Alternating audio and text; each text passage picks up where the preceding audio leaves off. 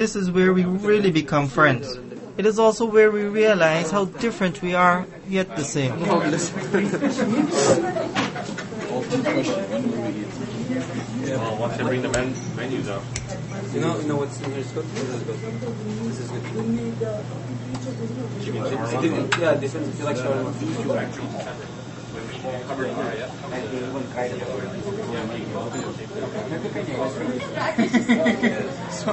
So, but she got it when you said to me that. So, I said, you told me, that's fine. Alright, okay, I'll have chicken, okay, I'll have dinner plate with rice and chicken shawarma. So that's like one plate, right? Yeah, what do you like? Salad, Mediterranean, or Napoli, or Greek, or Turkish? Something else to order.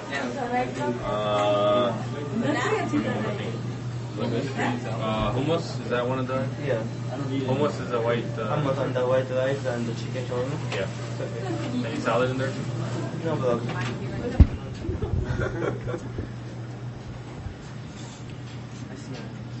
Get that right, gross. No, my God. Don't taste it.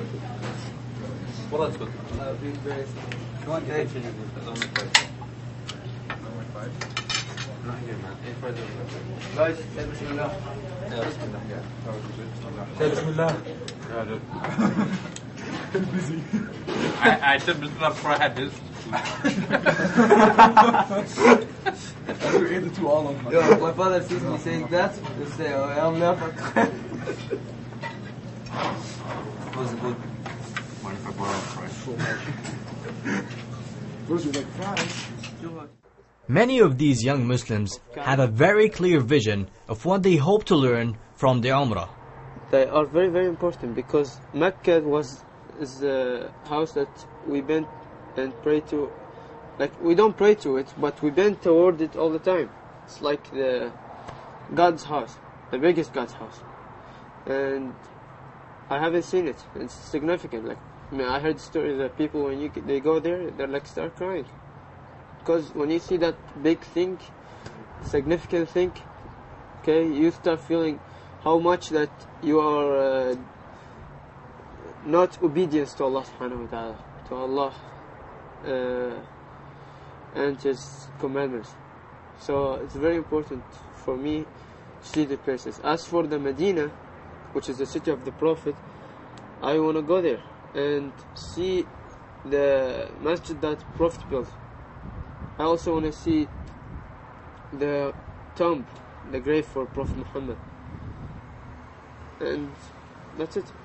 Being a Canadian Muslim, being a Muslim who lives in Canada, you know, who integrated into the society, goes to school every day, I mean, sometimes the religious aspect, the spiritual aspect, sometimes is lost. Like, I mean, when you're faced with difficulties in the media, when you're faced with difficulties sometimes with pressures from high schools and the teens and stuff like that, you lose sometimes your connection with your spiritual aspect.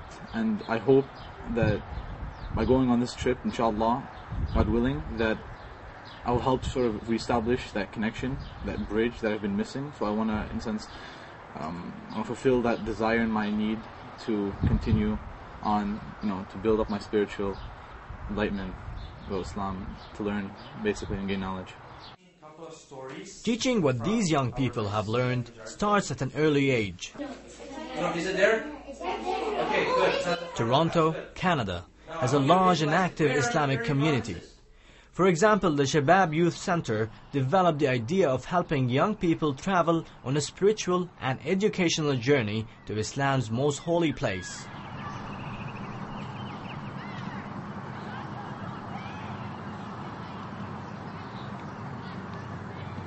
And what do I do next?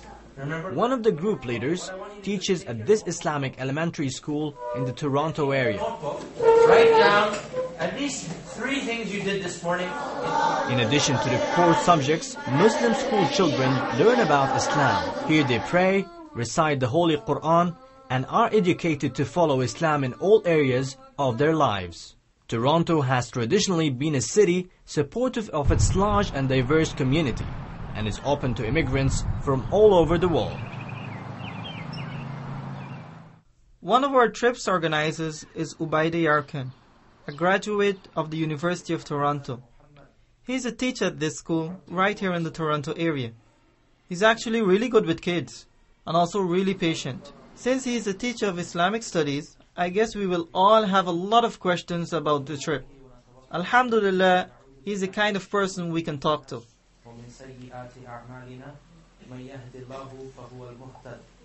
ومن يضلل فلن تجد له وليا مرشدا وأشهد أن لا إله إلا الله وحده لا شريك له وأشهد أن سيدنا مولانا محمد عبده ورسوله صلى الله عليه وسلم اللهم صل وسلم على نبينا محمد قال الله عز وجل في القرآن الكريم يا أيها أعوذ بالله من الشيطان الرجيم يا أيها الذين آمنوا اتقوا الله وقولوا قولا سديدا يصلح لكم أعمالكم ويغفر لكم ذنوبكم ومن يطع الله ورسوله فقد فاز فوزا عظيما.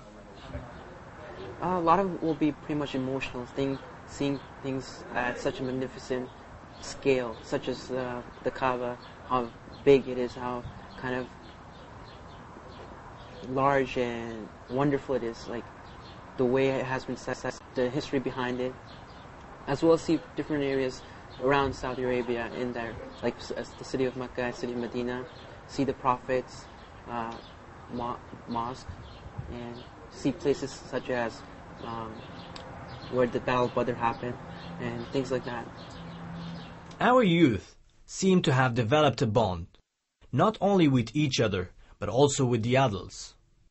Everyone selected will need to make the necessary preparations to begin what very well may be the most important journey of their young lives. In the next episode of A Tale of Two Cities, we follow one of our group leaders, Chaz, as he says goodbye to his family, friends and colleagues, and very candidly talks about his long-awaited opportunity to go to Mecca. 3 a.m. كده 4 a.m. 5:49 right now. ايه